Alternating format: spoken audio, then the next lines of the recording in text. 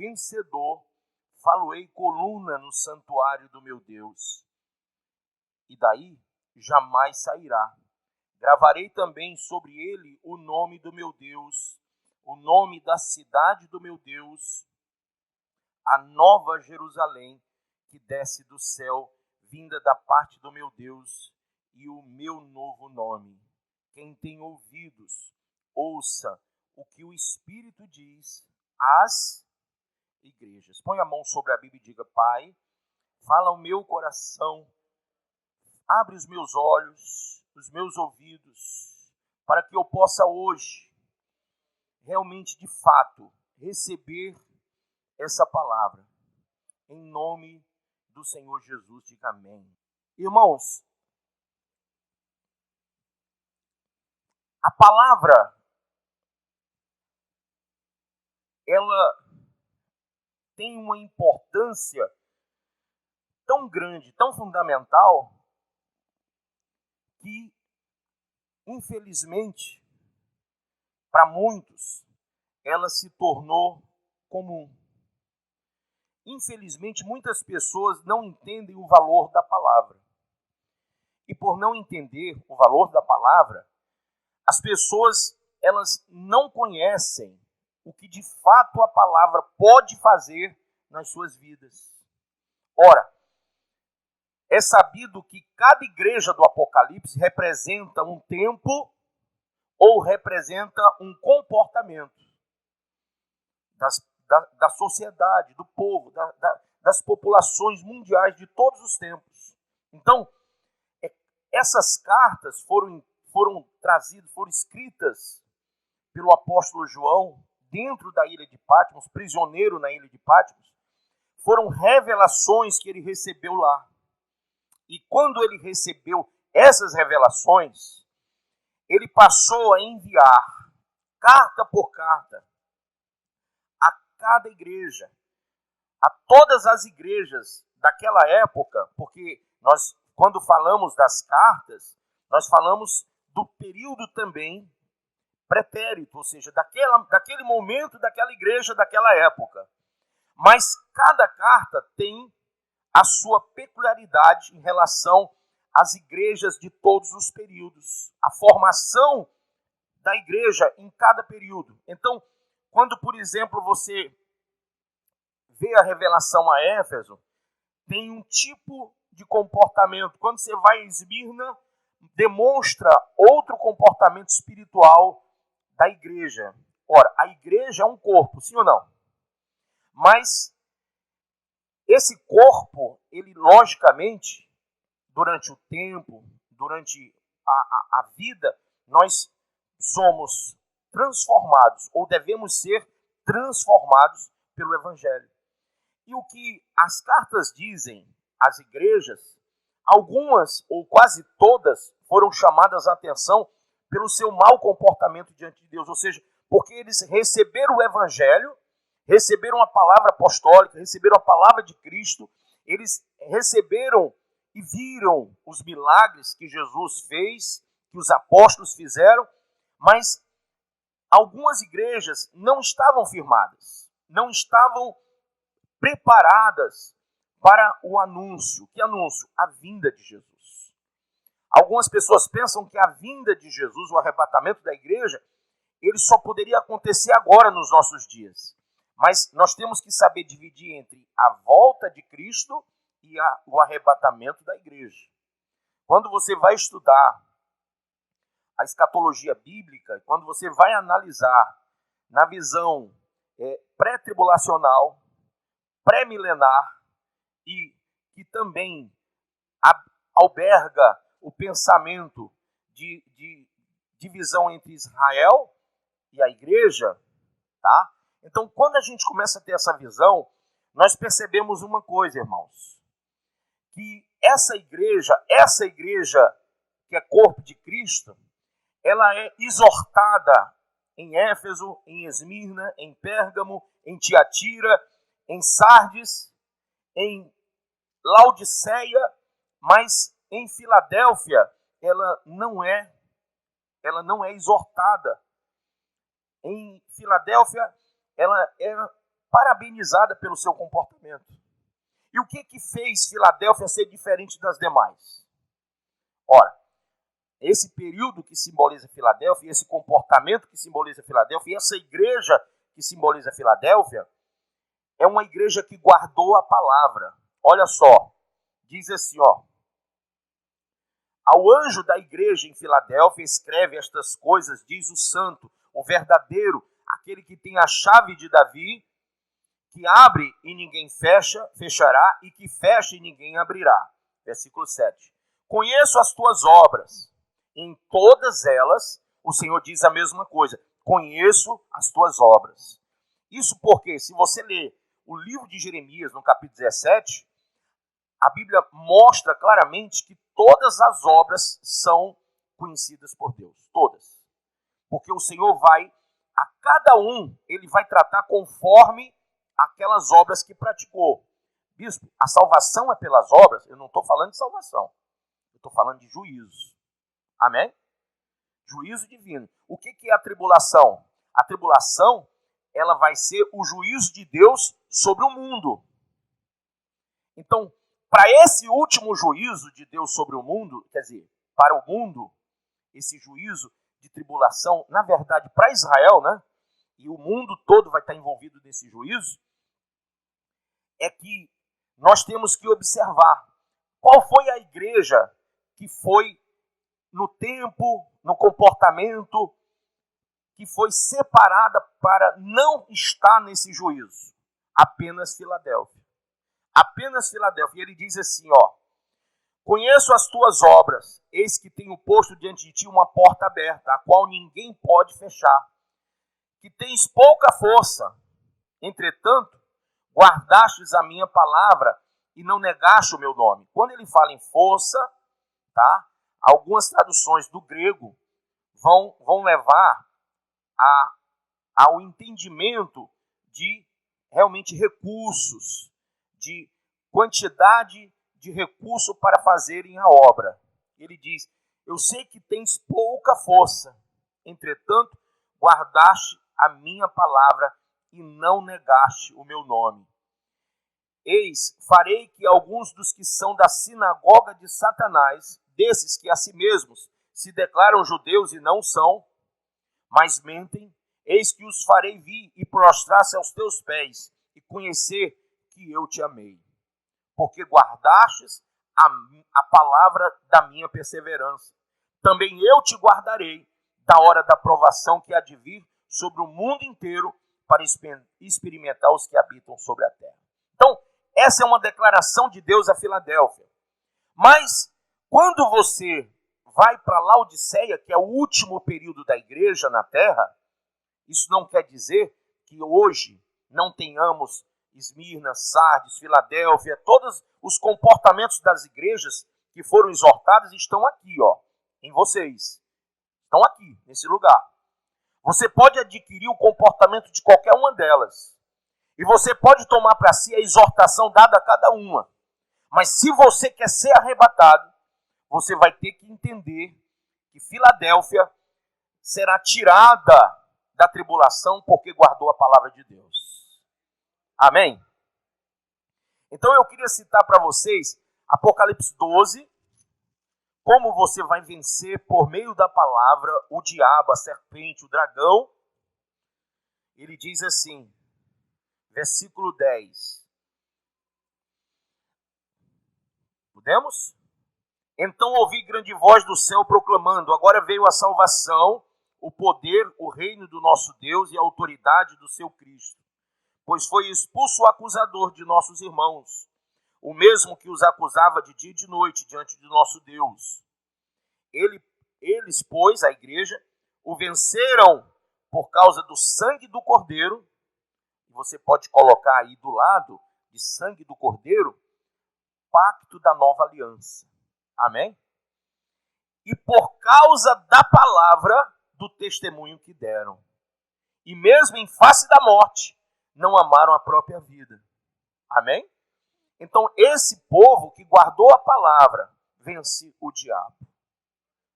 Que recebeu o sangue do Cordeiro e guardou a palavra. Mas, bispo, o que é guardar a palavra? Caminhe comigo aí para Salmo 119. Salmo 119, por favor. Versículo de número 1 diz: bem-aventurados os irrepreensíveis no seu caminho, que andam na lei do Senhor. Bem-aventurados os que guardam as suas prescrições e o buscam de todo o coração. O que é uma prescrição? Quando você vai ao médico, ele prescreve algo, sim ou não? E você vai ter que comprar aquele remédio e utilizá-lo porque foi prescrito por um médico. Então, a Bíblia é a prescrição de Deus para a salvação da raça humana. Entendem isso ou não? Então, a Bíblia diz assim, verso 4. Tu ordenaste os teus mandamentos para que os cumpramos à risca. Então, não é para você cumprir o que você quer. Não é para fazer loteria. Hoje eu vou escolher um texto. Não. Você tem que conhecer a prescrição. Quando o médico passa para você, você diz: doutor, não entendi. Pode me explicar? Então você tem que entender o que está escrito aqui, o que foi prescrito para que você seja curado, para que você seja sarado, para que você seja arrebatado por Deus. Você precisa conhecer a Escritura. Então diz assim, versículo agora, pule comigo aí, vamos lá. Vá para o versículo 140. Puríssima é a tua palavra, por isso o teu servo a estima. Amém? Então, é pura a palavra. O versículo 160 diz assim: as tuas palavras são em tudo verdade, desde o princípio, e cada um dos teus justos juízos dura para sempre. Amém ou não amém? Agora volte para o versículo de número 105. E diz assim: lâmpada para os meus pés é a tua palavra e luz para os meus caminhos. Amém? Então, a palavra de Deus, ela ilumina o caminho dos homens, ela é pura, ela é verdadeira desde o princípio. E o que é que o homem tem que fazer? Entender o que é guardar a palavra. Então ele diz assim, verso 11 do mesmo capítulo do Salmo 119.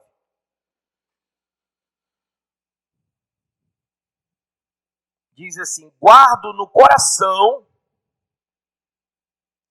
os teus mandamentos. É assim? Não. Guardo no coração as tuas palavras, para não pecar contra ti. Então, qual é o sinal que você tem que dar como guardador, como guardião da palavra? Se você guardar a palavra no teu coração, fato é, o coração é o centro das decisões, é o centro das emoções, é o centro do intelecto humano. Quando nós falamos coração, nós falamos alma. E quando você guarda a palavra na tua alma, de todo o teu coração, ela está escrita na tua alma. Você entende bem o que está nela, o que está posto nela. Você guarda ela. Mas, bispo, como que eu vou entendê-la? 1 Coríntios 2 diz, só quem tem o Espírito Santo. Então, você tem que ter o Espírito Santo para que a tua alma guarde a palavra. Como que isso acontece? No original é chamado fusão, ou seja, união indissolúvel, união inquebrável. O fogo, ele faz uma fusão. Quando você pega dois metais e põe no fogo, aquilo se mistura, sim ou não? E aí, você transforma dois em um só. Então, você tem o efatá, o fôlego de Deus na tua vida. Por isso que você está vivo. Deus soprou e você se tornou alma vivente. Quando o Espírito Santo entra em você, ele se une não à tua alma, ele se une ao teu espírito, formando um só espírito. Por isso que quando lá no Pentecoste aconteceu tudo aquilo, a Bíblia diz que desceu fogo naquele lugar. Porque o fogo, ele derrete tudo. Amém? Ele transforma as coisas. Por isso que quando você busca, você recebe o fogo do Espírito Santo na sua vida, não é para você ser uma pessoa, digamos assim, com comportamentos neopentecostais ou pentecostais ou tradicionais. A forma não é essa. Isso não interessa, na verdade. O que interessa é que quando você receber o Espírito Santo e você for alvo dessa fusão espiritual, desse fogo de Deus, você vai poder guardar a palavra. E a prova viva de que você conseguiu guardar a palavra é que você não vai pecar contra Deus. A sua vida, ela não vai ser mais aquela de outrora. Você parte agora para uma vida nova. Porque o Espírito Santo que está unido ao seu espírito, ele testemunha da palavra, ele fala da palavra à tua alma. Não é mais você que lê esse livro. É o Espírito Santo na sua vida que está fazendo com que você entenda tudo. Você não é um corpo que tem uma alma que possui um espírito. Você é um espírito que tem alma e corpo. E na verdade, quando você olha, a tua alma vê pelos teus olhos. Mas se você olhar de forma espiritual, então você está vendo a revelação do Espírito Santo. Amém? Quem está entendendo até aqui? Por isso, irmãos, guardar a palavra é não andar em pecado. Mas por que as pessoas são tão assim afeitas a não lerem, a não buscarem o conhecimento? Vai para o profeta Oséias, capítulo 4. A palavra do Senhor.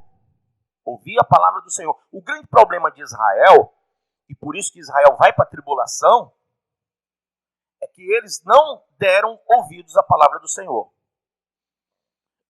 Imagine vocês uma coisa. Desde o dia da criação da raça humana,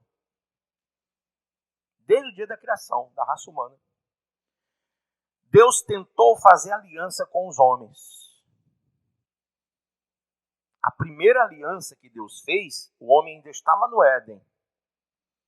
É chamada edênica, porque vem do Éden. Foi feita lá. Essa aliança compunha uma só ordem. Quem acha difícil cumprir a Bíblia? Levanta a mão. Quem acha difícil? Não é muita coisa? Sim ou não?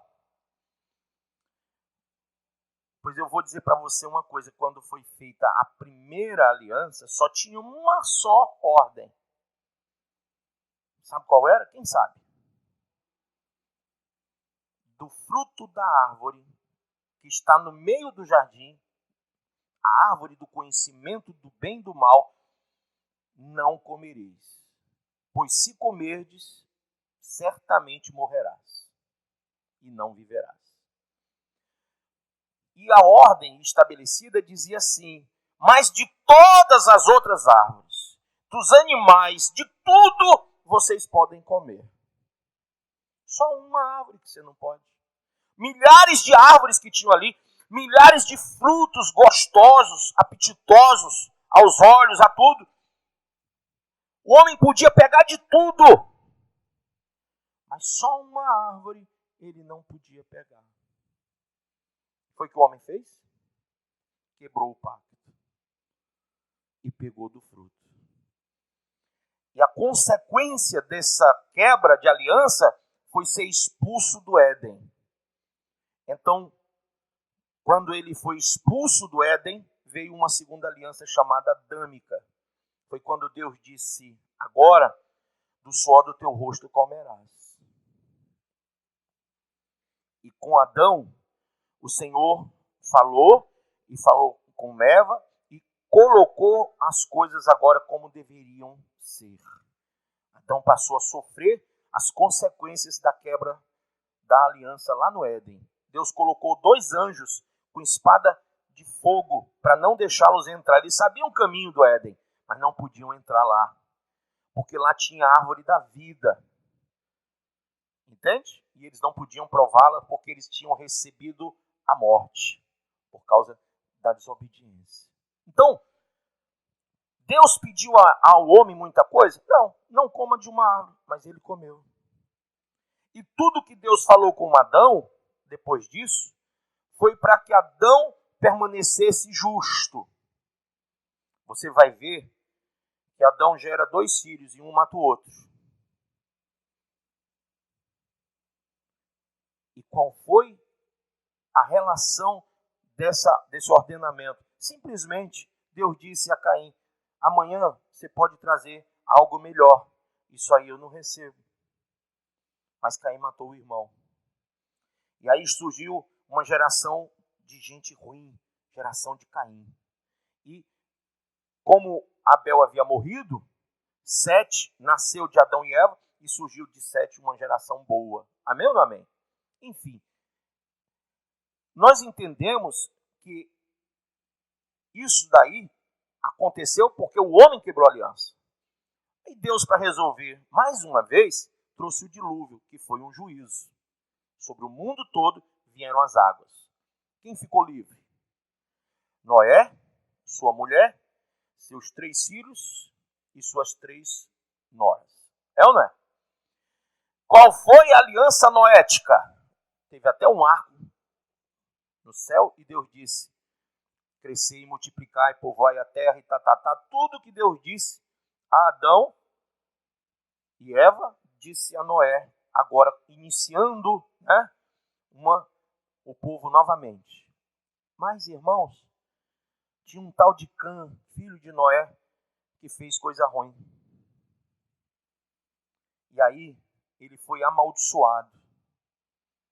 E na maldição, Deus disse a Cã, e Noé falou, né? Noé falou a Cã, disse: olha, você vai ser servo de Sem e Jafé, os teus irmãos. Jafé vai morar com Sem.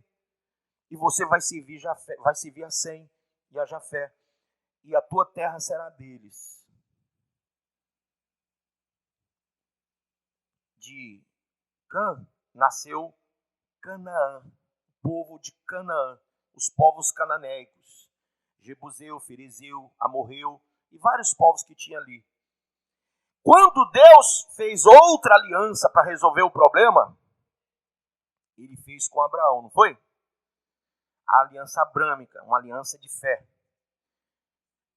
Porque foi quebrada a aliança noética por causa de Cã. A raça humana, mais uma vez, prevaricou. Na aliança de Abraão, Deus disse: olha, Abraão, sai da tua terra, da tua parentela, para a terra que te mostrarei. Qual foi a terra que Deus mostrou a Abraão? A terra de Canaã. A terra que Deus deu a Abraão. Abraão era descendente de Sem. Olha só. Mas ali tinha os povos descendentes de Cã. E Deus não tinha dito que aquela terra ia ser de Sem e Jafé? Então, não podia ficar com os cananeus. Abraão gerou Isaac, que Deus deu a mesma bênção a Isaac. Isaac gerou a Jacó, que se tornou Israel.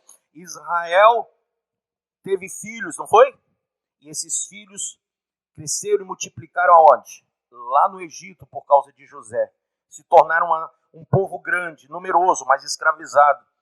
Deus faz uma outra aliança, a aliança com Moisés, a aliança mosaica, a aliança da lei,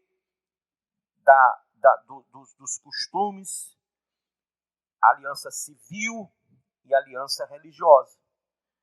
E quando Deus faz essa aliança, Deus tira Moisés lá do Egito, porque era a ordem de Deus que jamais alguém descendente de Abraão ou descendente de Sem pudesse sair da terra de Canaã, porque a terra deles era para ser Canaã. Então, o que acontece? Faz uma aliança com Moisés e tira o povo do Egito para a terra de Canaã. Amém?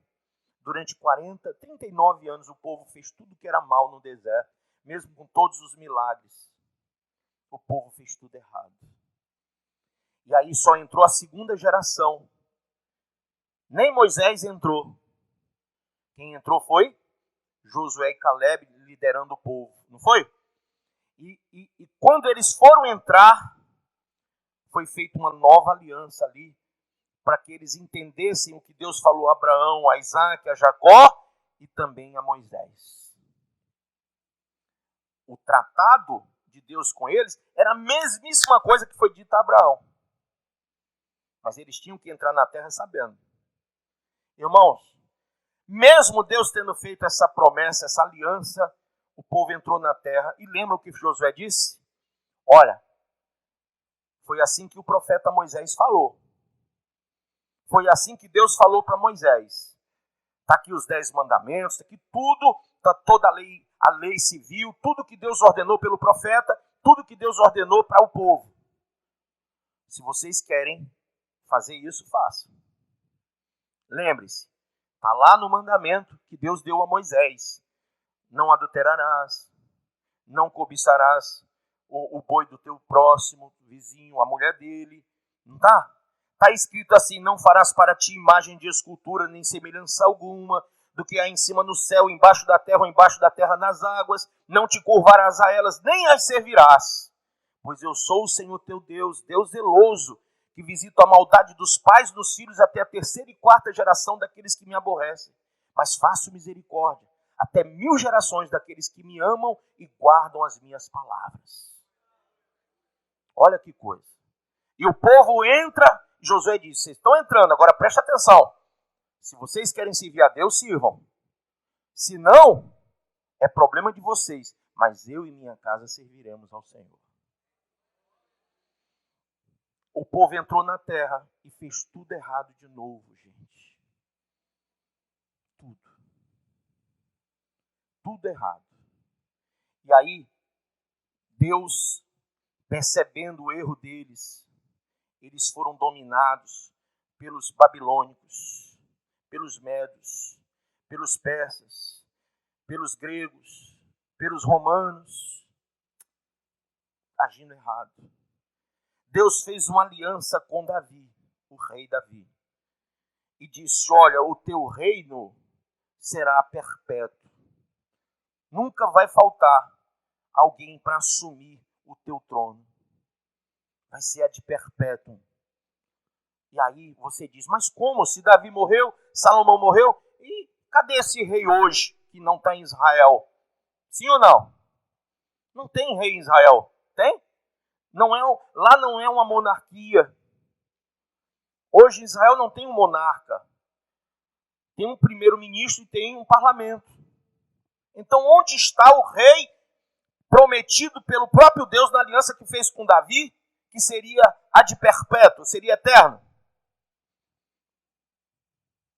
João 1 diz que ele veio, mas não o receberam. Não o receberam. Entende isso? A aliança continua. Porque se você ler o capítulo 1 de Mateus, Jesus é da linhagem de Jessé. Jesus nasceu, está lá em Isaías 11, o rebento novo da linhagem de Jessé, que possuiria os 7 Espíritos de Deus, o Senhor Jesus. E na genealogia do capítulo 1 de Mateus, está lá Davi e está lá Jesus. Amém? Então, Jesus é descendência de Davi. E ele é o Rei dos Reis e Senhor dos Senhores. O reino de Jesus é eterno, como o seu sacerdócio. Então, a promessa que Deus fez a Davi não voltou atrás. O reino eterno de Davi está hoje em Cristo. Por isso que nós, como igreja, não somos apenas sacerdócio santo, somos reino e sacerdócio santo, porque somos o corpo do rei. Somos o corpo de Cristo. Quem está entendendo isso? E assim, irmãos, é que nós chegamos a uma aliança, a viva, a eterna e nova aliança. Por quê? Aí você diz, mas bispo, então a aliança que Deus fez com Moisés, lei, né? Realmente, se você for analisar, quando Deus fez com Abraão e passou para Moisés e para todos eles, tinha que ter um sinal de circuncisão. E Paulo já fala que não precisa. Porque naquela época, para você ser filho de Abraão, para ser realmente descendência do povo de Deus, tinha que ter um corte no prepúcio da genitália masculina, que é a chamada fimose, né? Que é feita hoje. E aquilo era para demonstrar que aquela pessoa era parte do povo, que estava aliançada na fé de Abraão. Só que Paulo diz que nem circuncisão, nem circuncisão, porque agora o pacto estaria no coração dos homens. A aliança seria feita no coração. Aí eu digo para vocês, eu rodei isso tudo para chegar no coração de novo. Para que vocês entendessem que a decisão que você tem que tomar está no seu coração, ou não. Se você tiver uma aliança com Deus, a nova aliança em Cristo tem que estar no seu coração. Porque agora ele escreve dentro de você essa nova aliança. Por que que o salmista diz profeticamente, guardei a tua palavra no meu coração para eu não pecar contra ti? Porque não adianta mostrar uma circuncisão. Os circuncidados estão lá em Mateus 23. Jesus disse, fariseus hipócritas, condutores cegos, sepulcros caiados. Vocês nem entram nem deixam o povo entrar. Então, as pessoas são muito fenótipas, são muito de aparência. Hoje você diz, hoje eu sou crente. Amanhã você diz, eu sou desviado. O que adianta? Você aparentar uma coisa que você não é. A conversão acontece de dentro para fora e não de fora para dentro. Quando você recebe o Espírito Santo, você é convencido do pecado, do juízo e da justiça, para que a tua alma, ela reflita e escolha o caminho que é Jesus, a verdade que é Jesus, a vida que é Jesus. E aí você muda o seu comportamento. Você tira, bispo, eu bebo, não bebe mais, eu fumo, não fuma mais, eu drogo, não droga mais, eu prostituo, não prostitui mais, eu adultero, não adultera mais, eu minto, não mente mais. Por quê? Porque você recebeu a viva e nova aliança em Cristo. Porque o Espírito Santo, ele habita em você, ele está ligado ao seu espírito, falando à sua alma que agora o seu corpo é templo e morada dele. Você é propriedade exclusiva de Deus. Você não tem mais nada nesse mundo. Você vence o dragão, a serpente, através do sangue do Cordeiro e da palavra do testemunho, a qual você aprendeu para não pecar contra Deus. Então aí, no livro do profeta Oséias, capítulo 4, versículo 6, diz assim: o meu povo está sendo destruído, porque lhe falta o quê? Grife isso, o conhecimento. Irmãos, se você tivesse em uma outra igreja hoje, e tivesse um monte de gente gritando, dando aleluia, glória a Deus, e pulando para trás, e pulando para o lado, e fazendo kung fu, karatê, como é que é o negócio?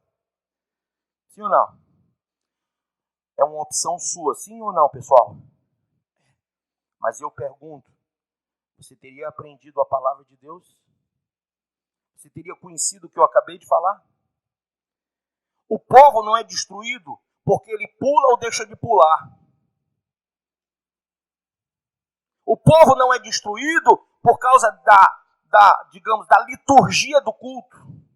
Eu gosto de igreja avivada, de igreja do fogo. O que é a igreja do fogo para você? Grito? Me mostra uma só passagem que Jesus gritava. Me mostra só uma que ele pulava. Só uma que ele sapateou. Me mostra um dos apóstolos fazendo o mesmo. Tem? Tem ou não tem? Tem não? Não tem? Então não me venha com churumelas. Se tem, tem. Se não tem, não tem. Nós somos imitadores de quem? De Cristo. Paulo disse que era imitador de quem? De Cristo. E ele disse, sede meus imitadores, porque eu sou imitador de Cristo. O que estão imitando hoje? Você entende? Até que ponto a religião leva as pessoas a errarem?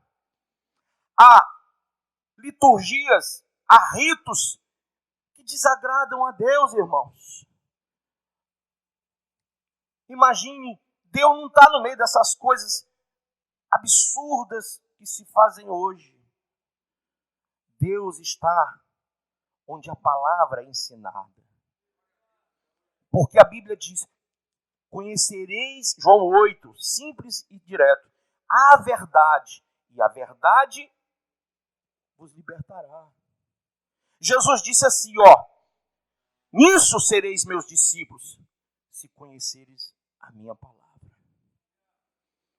E o mesmo texto diz assim, se Cristo vos libertar, então verdadeiramente sereis livres. Irmãos, quando a gente vê que o povo é destruído porque falta conhecimento, é isso. Rituais, liturgias que envolvem o emocional, envolvem a sua alma. É um ato de fora para dentro. Então você, emocionalmente, é induzido. Porque a terapia de Cristo é o Espírito Santo. Porque a terapia de Cristo é o entendimento da palavra. Então tem outras igrejas que fazem fumacinha, que botam show pirotécnico, e você emocionalmente vai. Tem aquela que o pregador, ele grita, ele pula, ele roda, ele faz tudo, e o povo tudo gritando. E você vai. Mas quando você quiser ouvir Deus, está aqui. Quando você quiser ouvir Deus, você vai ter que dizer, Senhor, põe a mão sobre a Bíblia. Diga, Senhor, essa é a tua palavra. Fala ao meu coração. Vocês entenderam por que todas as vezes que eu venho aqui eu faço isso? Porque eu não quero aqui cometer o desatino de gerar a vocês um ritual, uma liturgia que envolva emocionalmente vocês. Eu quero que vocês recebam direto do trono da graça a revelação do Espírito Santo, porque a igreja primitiva, ela era forte porque tinha a revelação do Espírito. Porque eles buscavam, existiam chamados bereanos, eles buscavam conhecimento de Deus. O crente bereano é o crente que busca o conhecimento de Deus. É o crente que julga as profecias, que entende o que está sendo dito.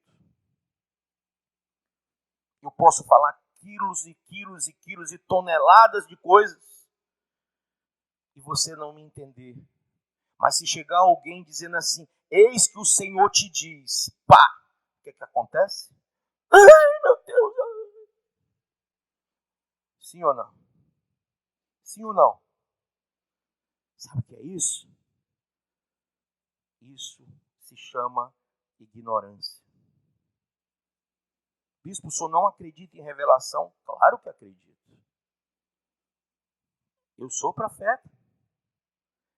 Mas a Bíblia diz, diga, a Bíblia diz, ainda que um anjo de asas e tudo, ainda que um anjo desça do céu e vos anuncie outro evangelho que não seja este, seja ele anátema, maldito.